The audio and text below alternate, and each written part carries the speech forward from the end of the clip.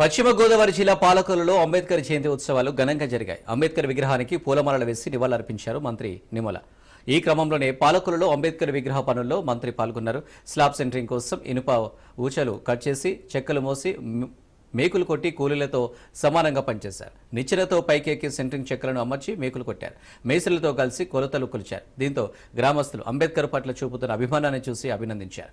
అంబేద్కర్ స్ఫూర్తితోనే తాను రాజకీయాల్లో అడుగుపెట్టానని, అందుకే 2014 నుంచి 2019 వరకు ఏడాది పొడవునా అంబేద్కర్ జయంతి ఉత్సవాలు ఘనంగా నిర్వహించామన్నారు.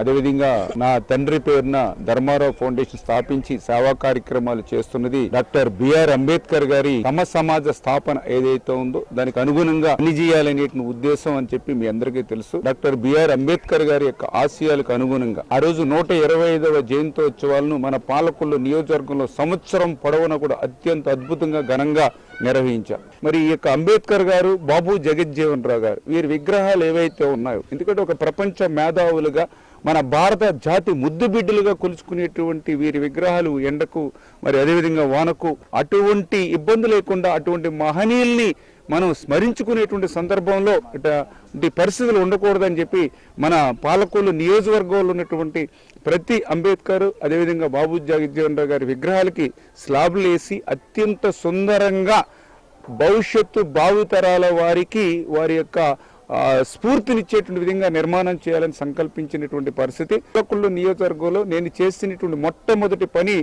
ఆర్యపేట గ్రామంలో ఉన్నటువంటి అంబేద్కర్ జగజ్జీవన్ రావు గారి విగ్రహాలకు సంబంధించి మరి ఆ స్లాబ్ నిర్మాణ పనులు చేయడమే కాదు, నా సొంత ఖర్చులతో దానిలో నేను శ్రమదానం కూడా చేసి ఆ పనులను నేను ప్రారంభించాను మొట్టమొదటి పనిగా.